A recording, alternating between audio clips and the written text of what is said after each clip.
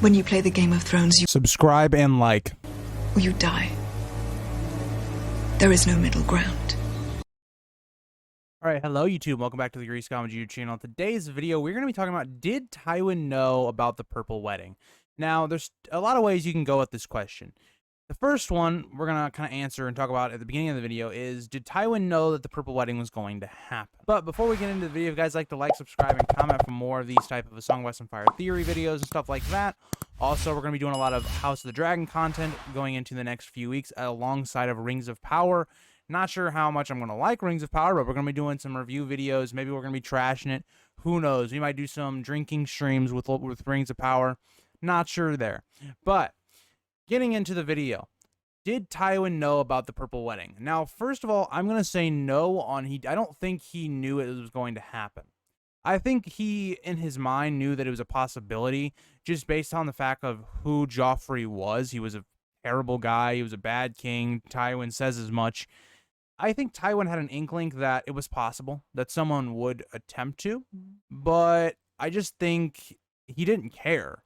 If we look at a lot of his actions after, right, I don't believe that Tywin really thought Tyrion did it. Tywin, I think, knows Tyrion a little bit better than that, where Tyrion wouldn't be so sloppy to poison the king when in a very like a situation where it's very obvious that it could be Tyrion from an outsider's point of view. I think Tywin knows that it was the Tyrells, because if you look at the situation, who benefits from killing Joffrey? The Tyrells, right? The Tyrells would benefit from this because A, they don't have to work with Joffrey anymore. They can work with Tommen. And I think Tywin, for one, doesn't really care to actually put this on the Tyrells or anything to that degree, because think about it. This also benefits Tywin. What was Tywin instantly going to start doing with Tommen? Grooming him and training him while he's pretty much the one ruling. It makes perfect sense. And then the other thing is, why accuse the Tyrells at this point, who are your biggest like supporters right now that you still need, right? There's still things going on. Stannis is still alive. It gains you way more power over the realm when you could just pin it on Tyrion, who it already looks like is guilty, right? And this helps Tywin because A, he doesn't like Tyrion. Two, it gets rid of Tyrion. Like, Tyrion's just gone now. He's either going to go to the Wall, which I think is probably what Tywin would have wanted, because again, in this scenario, he's not a kinslayer. He doesn't condemn Tyrion to death. He sends him to the Wall. I think if you look at everything that was surrounding the Purple Wedding and how smart Tywin is as an individual, I think it all points to Tywin knew that it wasn't Tyrion, and he knew who actually did it, but he just didn't care. He understood that Joffrey was a terrible king. I think if Tywin was in the same situation, right, Tywin would have poisoned Joffrey. Like, to me, and I think it's even more interesting that I think Tywin himself might have killed Joffrey in the future anyway, right? If you think about it, and if there's ever a point where Tywin wants to get rid of kind of the Tyrell alliance, all he's got to do, he kills Joffrey. The Tyrells now are kind of not really directly in the line unless Joffrey got someone, Marjorie pregnant. But in that scenario, he just kills off Joffrey, he has Tommen, and now he can rule through Tommen.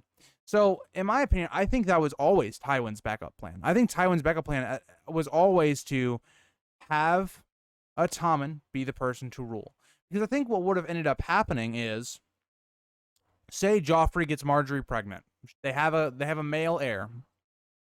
I think Tywin, at this point, seeing how terrible Joffrey was for the realm, would have found a way to get Joffrey off the throne.